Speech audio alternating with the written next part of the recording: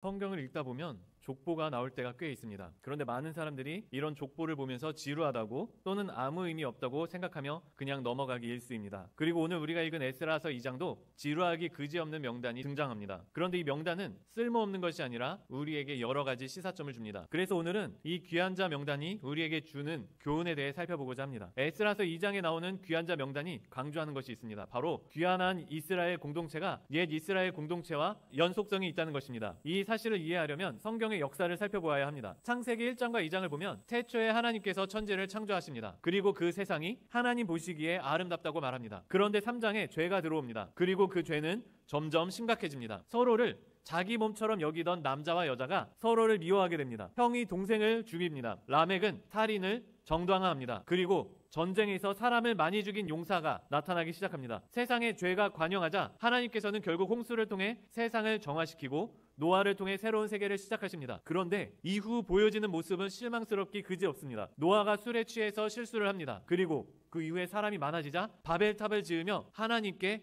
반역을 저질렀다는 것입니다. 이렇게 죄가 계속해서 점점 커지는 상황에서 하나님께서 아브라함에게 나타나 완전히 부패하고 고통과 죄악으로 가득한 이 세상에 하나님 나라를 세우겠다고 아브라함에게 약속하십니다. 이 새로운 나라는 서로를 미워하고 죽이는 나라가 아니라 세상에 복이 되는 나라였습니다. 그리고 아브라함의 후손으로 그 나라의 국민을 채우고 젖과 꿀이 흐르는 가나안 땅을 그 나라의 영토로 주시겠다는 것이 아브라함에게 주신 그 나라에 대한 약속이었습니다. 이 약속은 창세기 12장에 나옵니다. 하나님께서 아브라함에게 주신 약속이 땅과 자손을 통해 하나님 나라를 세우시겠다는 것이었어요. 그리고 출애굽기 2장을 보면 바로 자손에 대한 약속을 성취시켜 주십니다. 또 하나님은 이스라엘이 종되었던 애굽 땅에서 출애굽하도록 도와주십니다. 그 뒤에 레위기부터 신명기까지 보면 하나님께서는 하나님 나라가 어떤 모습이어야 하는지 이스라엘 백성들에게 가르치고 계신다는 겁니다. 성경을 처음부터 끝까지 일독을 하겠다 하면서 읽다 보면은 레위기에서부터 막히기 시작하죠. 그런데 레위기부터 신명기까지의 내용이 지루하기만 한 내용이 아니라 하나님께서 이스라엘 백성들에게 하나님의 나라는 이런 모양이야 라고 가르치시는 매우 중요한 말씀이라는 것입니다. 그리고 특히 신명기에서 하나님께서는 이스라엘 백성들이 하나님 나라 땅을 차지한다 하더라도 하나님 나라 모습을 유지하지 못한다면, 너희가 만약에 하나님 나라 백성처럼 살지 못한다면 그 나라에서 뽑혀져 다른 나라의 포로가 될 것이다. 그런데 이 이후에 하나님은 또 회복의 약속도 주십니다. 신명기 29장의 경고가 실제로 이루어진다고 하더라도 다시 하나님 백성대로 살겠다고 결심하고